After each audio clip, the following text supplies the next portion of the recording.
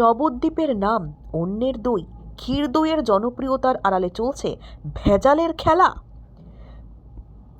নবদ্বীপের ক্ষীর দই শুধু একটি মিষ্টান্ন নয়, শতাব্দী প্রাচীন ঐতিহ্য। নবদ্বীপে পা রাখলেই পর্যটকদের প্রথম পছন্দ এই দই। কিন্তু এই জনপ্রিয়তার আড়ালেই কি তৈরি হচ্ছে এক ভয়ঙ্কর ভেজাল চক্র? খোঁজ নিয়ে জানা যাচ্ছে, কলকাতা শহরতলি থেকে শুরু করে বিভিন্ন জেলা, এমনকি ভিন রাজ্যেও নবদ্বীপের দই নাম করে দেদার বিক্রি হচ্ছে দই। তবে সেই দই আদৌ নবদ্বীপের কিনা তা নিয়ে বাড়ছে সন্দেহ। কারণ অনেক ক্ষেত্রেই দেখা যাচ্ছে স্বাদে, ঘ্রাণে ও গঠনে সেই দই আসল ক্ষীর দইয়ের থেকে আলাদা। নবদ্বীপের দই ব্যবসায়ীদের দাবি, বাইরের বহু বিক্রেতা এখান থেকে পাইকারি দই নিয়ে গিয়ে বিক্রি করেন, তাতে কোনো আপত্তি নেই। কিন্তু অভিযোগ উঠছে একাংশ ব্যবসায়ী নবদ্বীপের নাম ভাঙিয়ে অন্য জায়গায় তৈরি দই বিক্রি করছেন। শুধু তাই নয়, ক্ষীর দইয়ের পরিচিত হালকা লালচে রং আনতে কৃত্রিম রং মেশানোর মতো গুরুতর অভিযোগও সামনে এসেছে।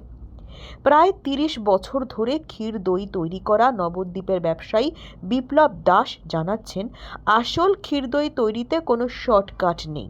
সাধারণত 7 থেকে 8 ঘন্টা ধরে দুধ জাল দেওয়া হয়, তারপর 2 দিন ধরে হাঁড়িতে উনুনের তাপে রেখে ধীরে ধীরে তৈরি হয় দই।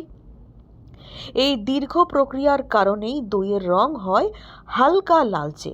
এতে কোনো রকম রং বা কেমিক্যাল ব্যবহার করা হয় না।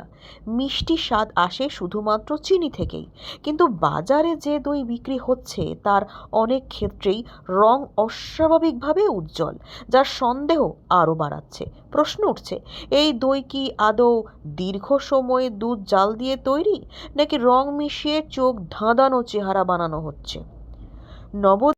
নবদ্বীপের দই প্রস্তুতকারকদের স্পষ্ট দাবি, একবার নবদ্বীপে এসে আসল ক্ষীর দইয়ের স্বাদ নিলে বাইরে বিক্রি হওয়া ভুয়ো দই চেনা কঠিন নয়। কিন্তু সাধারণ ক্রেতারা যারা সেই সুযোগ পান না, তাদের জন্য কে নেবে দায়িত্ব? ঐতিহ্যের নামে ভেজাল আর ব্র্যান্ডের নামে প্রতারণার এই অভিযোগ এখন বড় প্রশ্ন তুলে দিচ্ছে, নবদ্বীপের ক্ষীর দই কি সুরক্ষিত, নাকি জনপ্রিয়তার মূল্য দিতে হচ্ছে তার আসল স্বাদকে?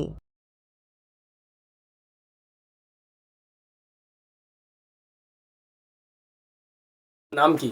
বিপ্লব দাস।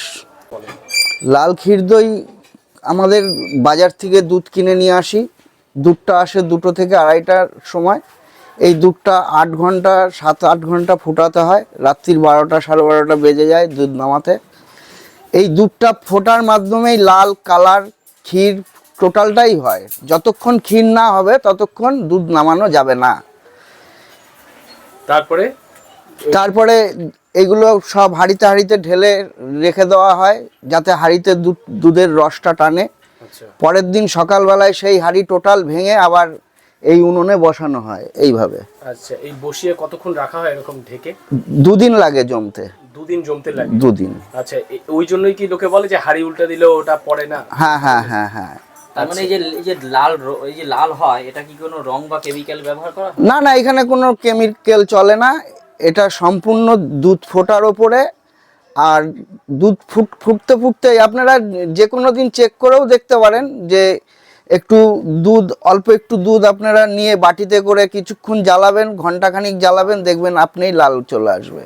আচ্ছা, আর এই যে মিষ্টিতে এটা কিসের থেকে? এটা চিনি। শুধু চিনি ব্যবহার? হ্যাঁ হ্যাঁ হ্যাঁ। আচ্ছা, কোথায় কোথায় যায় আপনাদের?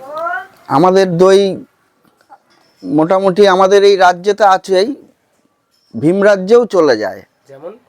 যেরকম আমারই গুয়াহাটি যায়, কলকাতায় কিছু কিছু জায়গায় যায়, নবদ্বীপেও ম্যাক্সিমাম দোকানে আমার দই বিক্রি হয়। আচ্ছা, পাইকারি মোটামুটি কত দাম হয় বা খুচরো যাই বলেন? খুচরো 200 টাকা কেজি, পাইকারি 180 টাকা কেজি। আচ্ছা, আর যদি কেউ এই মানে কোনো বাইরের লোক যদি এইখান দিয়ে অর্ডার দিয়ে সে ব্যবসা করতে চায়, আপনারা কি পাঠাতে পারেন সেটা?